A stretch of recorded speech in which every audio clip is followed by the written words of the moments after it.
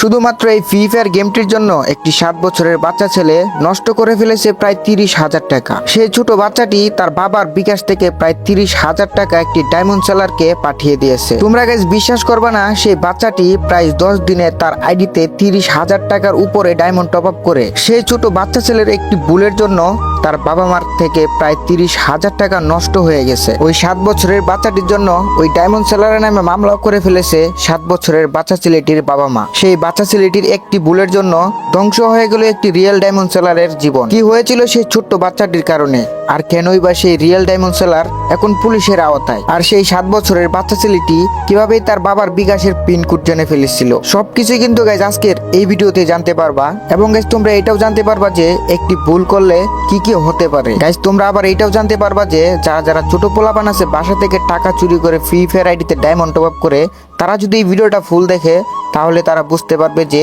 একটি ভুল তাদেরকে কতটুকু দূরে নিয়ে যেতে পারে আর কিভাবে তাদের লাইফের মধ্যে একটি ইফেক্ট ঘটাতে পারে। তো তাই বলবো গাইজ তোমাদেরকে আজকের এই ভিডিওটা তোমাদের সম্পূর্ণ প্লে করার জন্য, তাহলে গাইজ বুঝতে পারবা আসলে সেই বাচ্চা ছেলেটি কিভাবে কি করেছিল আর কিভাবে তার বাবার বিকাশ থেকে প্রায় 30,000 টাকার উপরে নষ্ট করেছিল এই ফ্রি ফায়ার গেমটির ভিতরে। তো চলো গাইজ আর বেশি দেরি না করে আজকের মূল ঘটনাটা তোমাদের মাঝে শেয়ার করি এই ভিডিওর মাধ্যমে।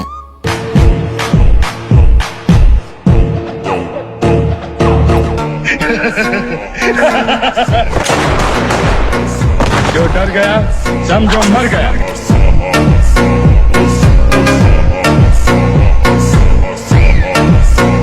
তো দেখো আমার কলেজের ভাই ব্রাদার ও সাবস্ক্রাইবার গুলা, তোমাদেরকে যে ঘটনাটি আমরা এখন বলবো সেই ঘটনাটি মূলত আমার এলাকার পাশের এলাকাতে হয়েছে। সেই 7 বছরের বাচ্চা ছেলেটির নাম ছিল সামি, তার বাবা মা আর সে, তারা 3 জনে ছিল তার পরিবারে। স্বামীর যে ফ্যামিলিটা বলতে গেলে অনেক ছোট একটি ফ্যামিলি। স্বামীর বয়স মাত্র 7 বছর আর সে ক্লাস 3-তে পড়াশোনা করে গাজীপুর আইডিয়াল স্কুলে। স্বামীর বাবা মা দুজনেই গার্মেন্টসে চাকরি করে।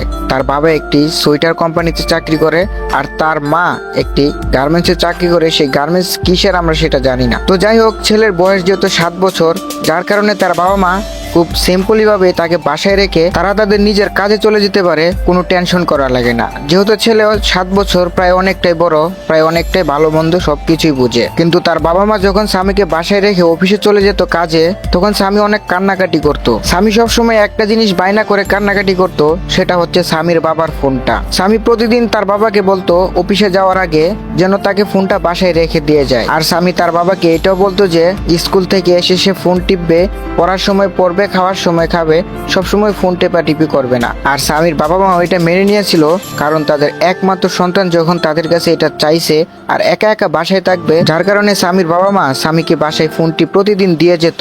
আর স্বামী প্রতিদিন স্কুল থেকে আসার পরে ওই ফোনটি দিয়ে ফ্রি ফায়ার গেম খেলতো। তো প্রতিদিনের মতো স্বামী সবসময় বাসায় থাকতো আর সেই ফোনটা দিয়ে ফ্রি ফায়ার গেম খেলতো।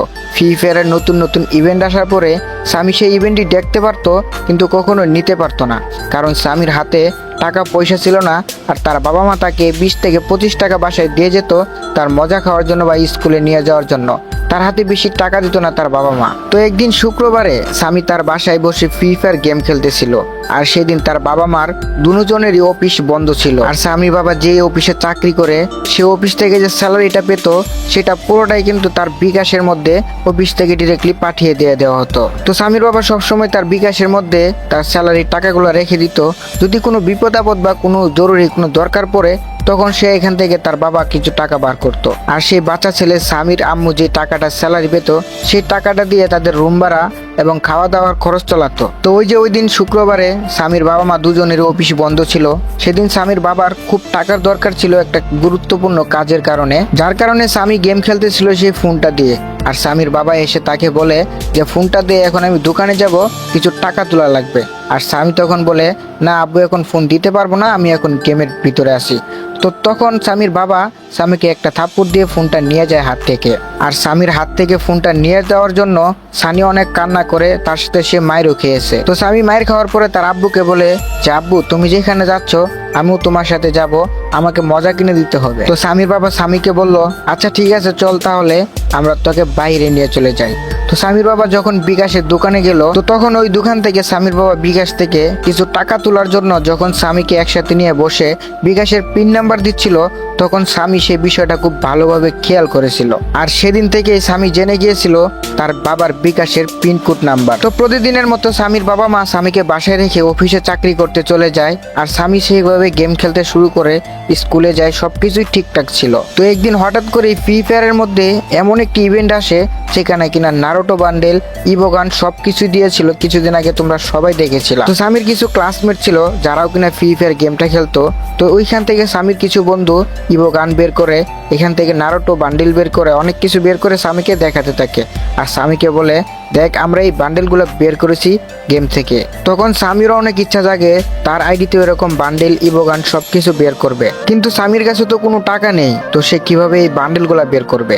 তো ওই যে ওদিনকে দেখেছিল তার বাবা বিকাশ থেকে টাকা বার করছিল, ওইখানে পিনকোড দিয়েছিল, সবকিছুই কিন্তু স্বামীর মনে ছিল।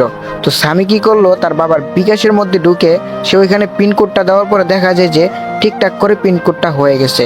আর যখন সে ব্যালেন্স চেক দেয়, ওইখানে প্রায় অনেকগুলো টাকা ছিল। তো স্বামী অনেকগুলো টাকা দেখে সে অনেক খুশি হয়ে যায়, আর এবং একটি টপ আপ সেলারের কাছ থেকে সে ডায়মন্ড টপ আপ করতে যায়। তার একটি বন্ধুকে বলে যে, বন্ধু কোথা থেকে তোরা ডায়মন্ড টপ আপ করিস আমাকে একটু বলবি?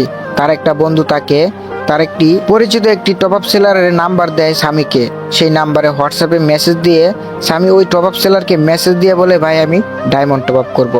আর ওই সেলার থেকে স্বামী প্রথম দিনেই প্রায় 7,000 টাকার ডায়মন্ড টপ আপ করে পুরো ইভেন্টটি বের করে ফেলেছিল। আর স্বামী তার বন্ধুদের কাছে অনেক সেরা হয়ে উঠতেছিল, কারণ তার আইডিতে প্রতিদিন সে ডায়মন্ড টপ আপ করতো, আর স্টোরেজে সব বান্ডেলগুলো সে কিনে ফেলতো।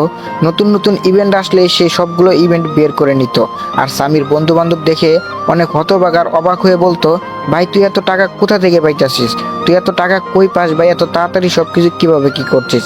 কিন্তু স্বামী কখনোই তার বন্ধু বান্ধবকে বলতো না কোথা থেকে সে টাকা পাচ্ছে আর কোথা থেকে সে ডায়মন্ড টপ আপ করছে। তো স্বামী এইভাবে প্রতিনিয়ত ডায়মন্ড টপ আপ করতে করতে ওই সেলারকে টাকা পাঠাতে পাঠাতে প্রায় 10 দিনে তার বাবার বিকাশ থেকে প্রায় 30,000 টাকার উপরে সে ডায়মন্ড টপ আপ করে ফেলে। স্বামীর বাবা প্রতিদিন অফিস থেকে আসার পরে রাত্রে শুধু একটু ফোনটা নিয়ে হালকা পাত্রে ইউটিউব বা ফেসবুক দেখার পরে ফোনটা থুয়ে ঘুমিয়ে পড়তো।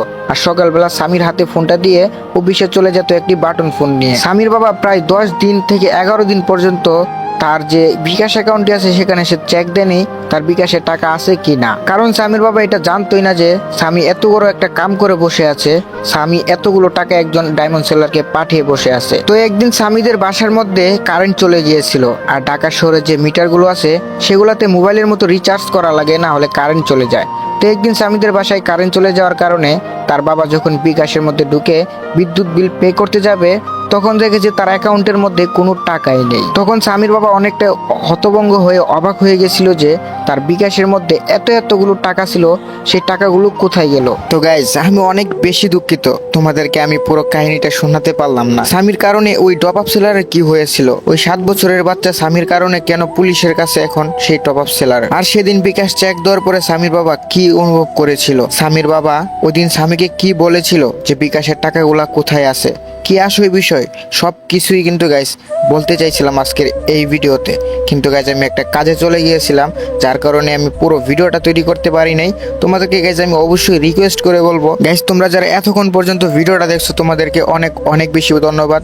তোমরা অবশ্যই গাইজ নেক্সট ভিডিওর জন্য অপেক্ষা করবা। আমি কিন্তু তোমাদের জন্য নেক্সট ভিডিওতে বলে দেবো কি হয়েছিল, আর স্বামীর বাবা স্বামীকে কি করেছিল, আর ওই যে টপ আপ সেলার আছে সে কেন এখন পুলিশের আয়ত্তে, আর সে এখন ছাড়া পেয়েছে কিনা, আর কেন পুলিশের আয়তায় আছে এখন সেই টপ আপ সেলার, সব কিছু বলে দেওয়া হবে পার্ট 2 এতে।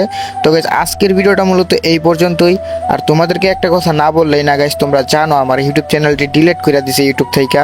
তোমাদের কাছে আমার রিকোয়েস্ট থাকবে ভাই এই ভিডিওতে একটা লাইক করে চ্যানেলটা সাবস্ক্রাইব করে দিও, কারণ ভাই আমি আবারও উঠতে চাই, আমার অনেক স্বপ্ন আছে ভাই একটা ইউটিউবার হওয়ার। প্লিজ গাইজ তোমরা একটা লাইক আর একটা সাবস্ক্রাইব করে দাও। তোমাদের ভালোবাসা রাকিব ভাই বলতেছি। তো সবাই ভালো থাকো, আল্লাহ হাফেজ।